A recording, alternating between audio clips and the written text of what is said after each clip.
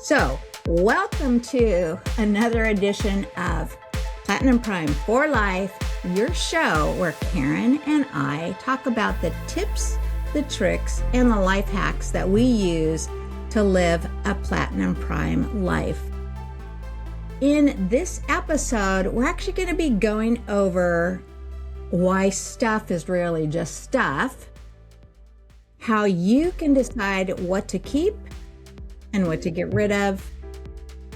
And when you're in the process of doing that, some of the biggest mistakes people make and how you can avoid making those mistakes. If you're a couple and you have disagreements on what to keep and what to let go, how to handle that. And we're going to share some simple systems that make the process manageable. So with that, let's get started.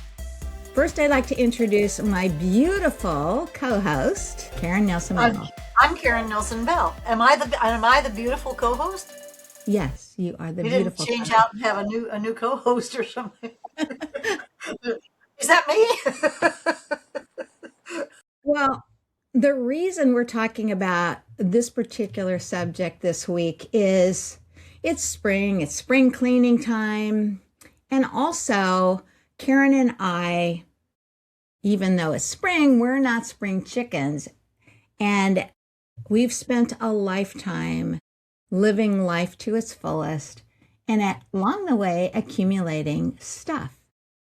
So we want to talk about what do you do when you have a lot of stuff and you have a life change, or you've just decided it's spring cleaning and I need to get rid of some of my stuff. So yeah. Karen, why is it so hard, do you think, to get rid of stuff? I think we inject emotions and ideas and life into some of our things. For example, let's see if I can find him. Where's Bear?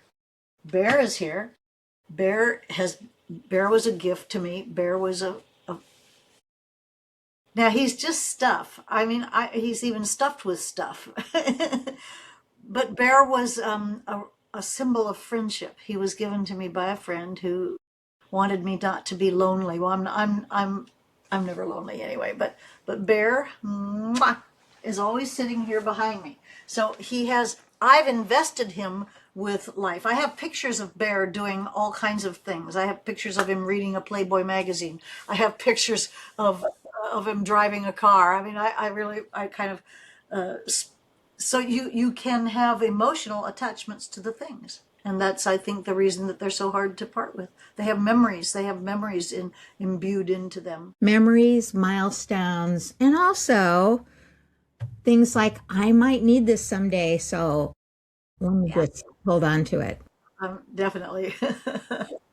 Taken to an extreme, that I might need this someday is what we know as hoarding. Yeah. Hoarding things because you might need them someday. Or we call, to be more polite, we can call it aggressive collecting. Aggressive collecting. Yeah, that's a good one. I like that. I'm an aggressive collector. Yeah, just don't look in my closets. No, that's funny. I think most people have some aspect of stuff they've collected that's beyond what they'll ever use.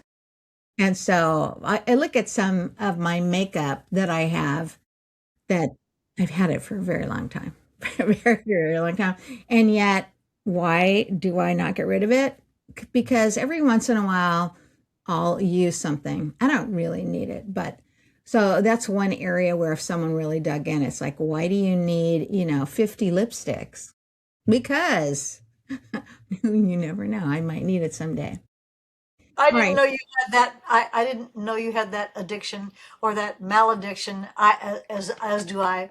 I had an entire room when I was in my show business prime in Vegas. I had a 4-bedroom house, and one bedroom was entirely dedicated to costumes, makeup, and hair. Wow, really? Much makeup, very much makeup. It's actually pretty. Makeup is a fun thing because it really is. It gives you an artistic license to change the way you look, and if you do it right, the way you feel. But the truth of the matter is that downsizing will eventually come to everyone. And it either is downsized while you're alive or after you pass, meaning the downsizing gets passed over to kids or someone else. So downsizing, and we're going to talk about it because, again, we're not spring chickens, and we have lots and lots of friends who have downsizing as a necessity, and we see what they're going through, and we help them go through it sometimes. And the points where that usually comes up, like the very first one, is one or both of a couple have health changes. So they've gone from accumulating things in their life to their health has changed. They aren't as active. They aren't doing as much. And it looks like they can see in the future that they're really going to need to have help living a somewhat normal life, or they're going to need to have assisted living. And when that happens, there's the question of what do you do with stuff? The other thing is loss of a spouse, husband or wife pass, and what do you do with the stuff from either one or both people? Sometimes there's a financial challenge. So you're making a lot of money, suddenly it's a job loss, or you're laid off, or you retire, and now you just don't have those finances and you have to change your future, and that includes downsizing. Or finally, and this is the one that descends on me from time to time, is there's just too much stuff. I got to get rid of some of this stuff. In my case, I married someone who lives in quite a large house, and I actually had been living a much simpler life, which I enjoyed. I actually reserved the domain living large by living small, meaning I pared my stuff down to not a whole lot of extra stuff. I got rid of things that I don't miss. But I married a man who, he's got lots of stuff. Not only is he a collector, but he has 3 garages, and they are all full of different things, which I have to admit, they all get used. It isn't that they don't, but there's duplicates literally of everything. Desire for simplicity, and in my future is what we're going to be talking about today. How do you downsize? So Karen, I know you also, when you closed up your giant home in Las Vegas and decided to rebase yourself out of Florida, what were some of the things you went through, and what were some of the mistakes you made in doing the downsizing? That's an interesting, I'm glad you asked me that question because I like that question, and I have to look a little bit to make sure I'm giving the right answers. The situation was that my parents were collectors. They collected antiques and they traveled the world. So they had collected things from all over the world. And when they passed, I inherited all of that. And I didn't really understand antiques or have much affinity for them. So I just kind of kept them. So there's boxes, many, many, many boxes of things that I had no clue what to do with. Then factor in that Duncan and I were in the real estate business, and a lot of times we would come across houses that where the person walked away and left everything behind. So we would have big boxes of stuff that wasn't even our stuff that we wouldn't necessarily even open, but we had to put it someplace because we were required to keep it for a certain amount of time. So we had boxes and boxes and boxes of stuff. Like sometimes I have a $5,000 bedspread made out of some alpaca, I think alpaca, that was left behind in a house. So there's a lot of stuff. Now it was a big house. It was 7 bedrooms, but it did not, the bedrooms were all in use. So I had a storage space, a shed, and it filled up. And so then there was a concrete pad. I had 1,000 boxes of stuff on this concrete pad with tarps covering the boxes. And it's very hard to confront any of this junk. I call it junk. It wasn't all junk, but I had cocktails with John Glenn, and he signed a cocktail napkin. So somewhere in all those boxes was my napkin with John Glenn. And, just things like that I didn't want to just give somebody the carte blanche to take everything away. So my friend Gladys and I went out there. I hired her to go with me because I couldn't do it by myself. And at that time I was in a lot of pain, and just doing the boxes wasn't possible for me to do. Now that I'm pain free, I can do my own getting rid of stuff. But at that time I couldn't. So I would take a chair and sit in the garage, and she would bring a box, and she would open it up and say, okay, keep, sell, throw, donate. 4 choices. And I had to make the choice. And if she didn't like my choice, she said, why are you, what for? What for? And so we ended up having a big sale. Now here's the reason I'm even going through the whole thing is that I found a way to emotionally let go. For example, Duncan had some very expensive cowboy boots. They were made out of ostrich. Now, I don't really at this time in my life approve of making ostriches into boots. The ostrich skin should stay on the ostrich, I think. But nevertheless, he had these fabulous expensive boots. And after he died, I would walk around sometimes in his boots. I'm sure many women have walked around in a shirt because it just, I don't know, it just was healing in some way. So I really didn't want to sell them, but there was somebody who wanted to buy these boots. So guess what I did? I took loving pictures. I took probably 10 pictures of the boots from different angles and different this and that. And I preserved the memory by having the photo. And with everything, even giant box of diaries and letters from my mom to my dad during the war. And I had a friend who wanted to keep them, and she said she was going to make a shrine to my dad. And I was like, why? I don't want to even make a shrine to my dad. But I took pictures, and taking the pictures has allowed me to release myself. Now, I don't want to just carry on. I have other things I want to say, but you're kind of guiding this conversation, so you carry on. Sure. All right. So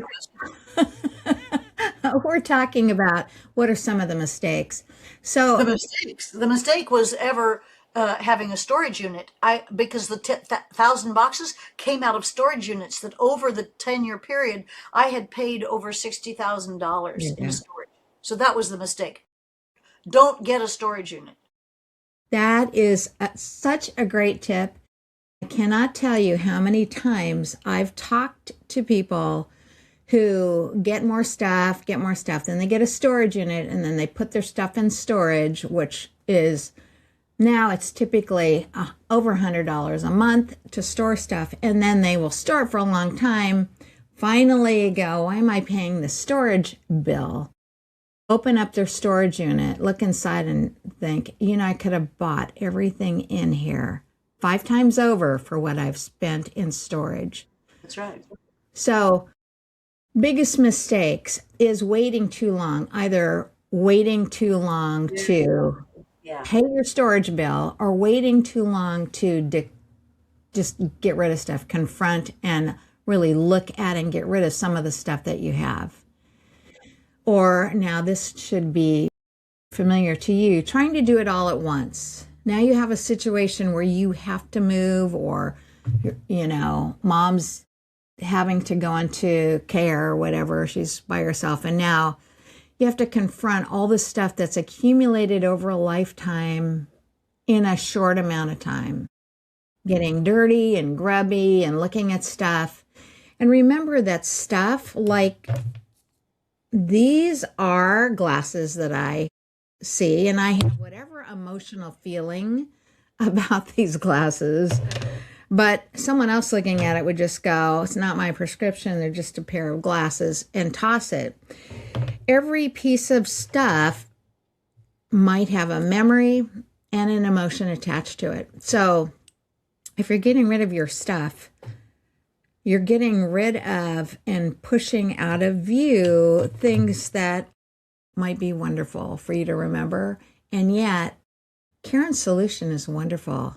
Take a picture of it. You will literally get the same emotions from looking at the picture as you did from owning the stuff and having then to store it somewhere. Next is letting guilt drive your decisions, right? You feel guilty. I can't get rid of this because, little Bobby painted it, and now little Bobby's dead, and I can't, I want to keep it forever, but it's only significant to you. So again, taking a picture of it might be fine if you can't keep the stuff.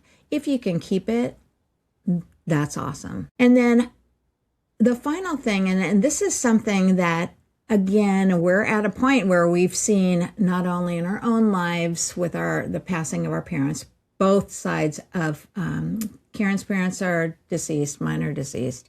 I still have friends whose parents are alive that are my age, and I'm very jealous about it. But keeping things for your kids that they don't really want. So you're holding it for them, you're storing it for them, and they're just like, I don't want it, but I'm not going to tell mom. Or I don't want it, and I am going to tell mom I don't want this stuff. Okay, so those are the biggest mistakes. Hanging on to things other people don't really want, letting guilt drive your decisions, saving it and trying to do it all at once, or just waiting too long. In the waiting too long aspect. Yeah. Here's a problem with waiting too long.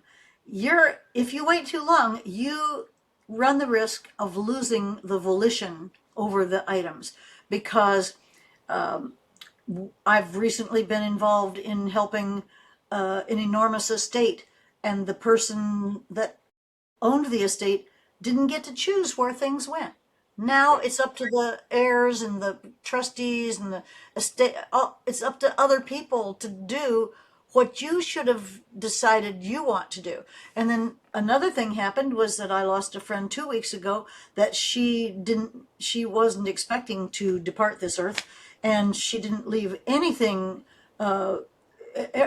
Everything in the place was like there was just food left out. She didn't know she was going to go in the hospital, didn't know she was going to stay there, didn't know she was never coming home. So now there's a problem because I live in a condo. We don't even know who is supposed to go in, and it can't be me because there's consequences, legal consequences, and it can't be the HOA, and it's supposed to be the HOA management, but they don't want to. So now a whole bunch of people are deciding. So I've made the decision. I'm only 82. That's 8 years away from 90. That sounds pretty old. I'm 18 years away from 100. That's definitely a good milestone, right? I don't want other people deciding what to do. Now, give me your advice. I'm looking across the way. I'm in my office and I'm looking across the way, and I have many awards that I won when I was working with the Robert Allen Institute. They were awards for excellence in real estate investing. And I look at those awards and I'm so proud of them. And I like them because they remind me of accomplishments. But what? I would keep them. You would? Totally. If you're looking at them and you feel pride at accomplishments and you're going to hang out for another at least 20 years. Why don't I just take a picture of them and dump them in a dumpster? Because that's what the kids, I don't have kids, but if I had kids, that's what they would do is probably, what else are you going to do with them? I mean, at that point, why would you care? Why would you care about your awards? Why do I care now? So why don't I just go ahead and say goodbye, take a picture and say goodbye to them? I don't know. I need the advice. I don't know the answer. Well, personally, if I worked hard and earned all of those awards, and when I look at them, I feel a sense of pride, I would keep them. That is part of, you're right. We're not saying get rid of all your stuff. We're just saying get rid of the stuff over a period of time that you're either hoarding, no one's ever going to want it. Like, why are you keeping it? My husband talks about the mentality, which, because baby boomers are children of, the world wars, right?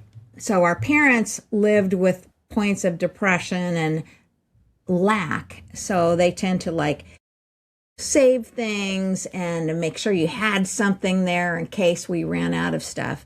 To today, now it's We have access to way too much. It's very inexpensive to acquire things. So if you have the wrong mentality and you're still in acquisition mode, but you're never going to use what you're acquiring, then you have a hoarding mentality going on, small or large, whatever it is. But deciding on what you're going to keep is, are you going to use it? Let's actually just jump over to that, because you talked about, it's called the 4-pile method. You either keep it, you gift it to someone, you donate it, or you discard it. Right? Or you 4 sell it. piles. Or sell it. Are there 5 piles? Because you also would sell it.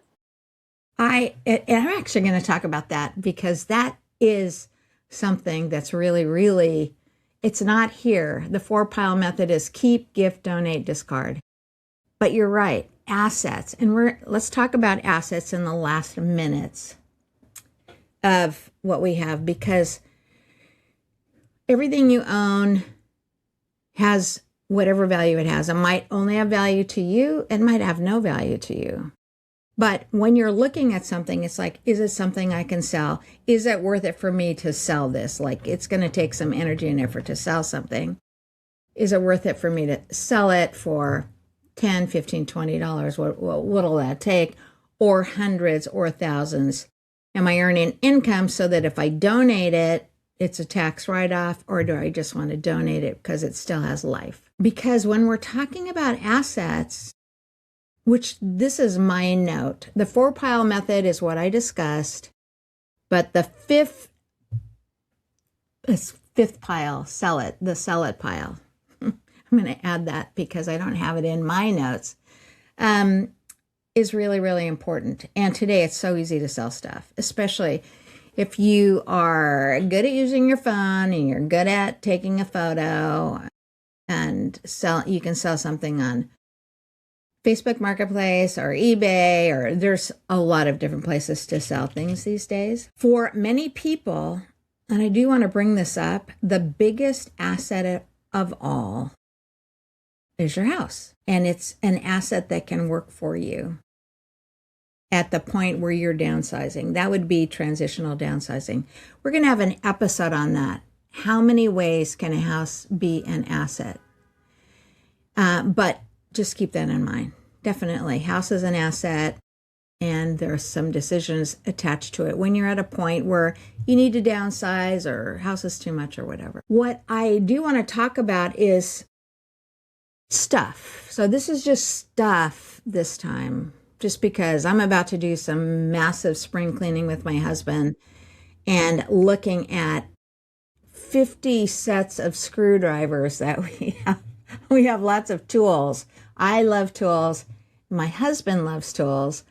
And it's like, what are tools worth anymore? They're really not as desirable as they once were. They're so easily accessible. So that keep it, donate it, gift it, trash it, whatever, is in my future.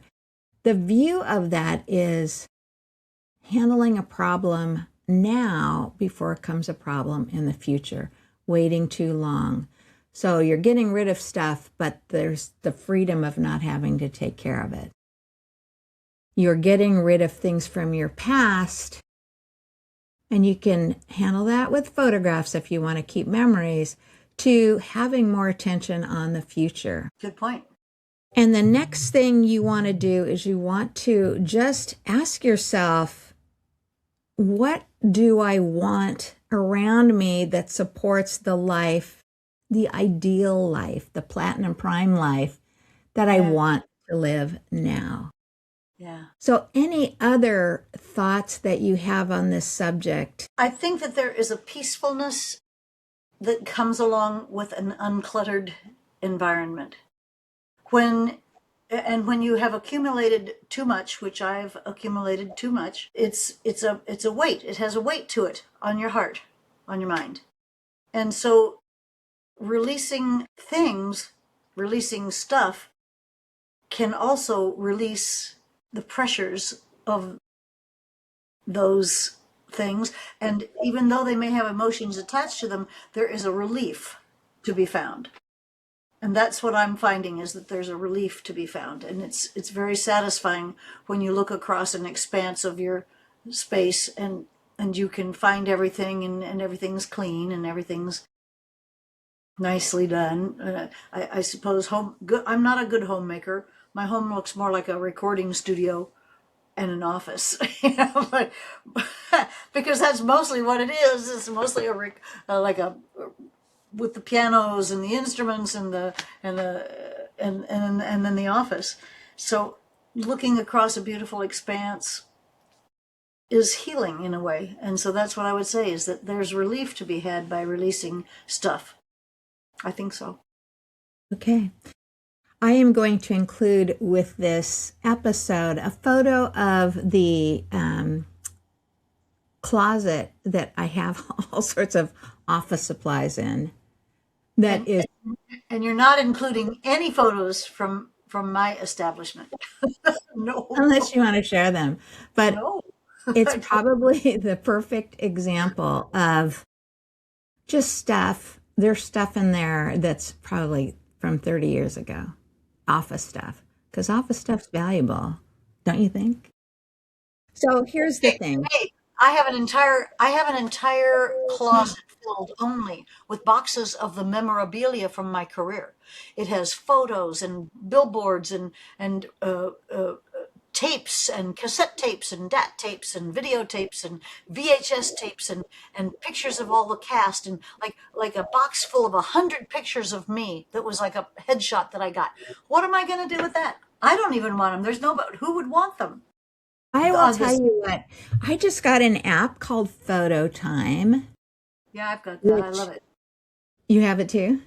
Just hire someone to come in and put everything digitally in.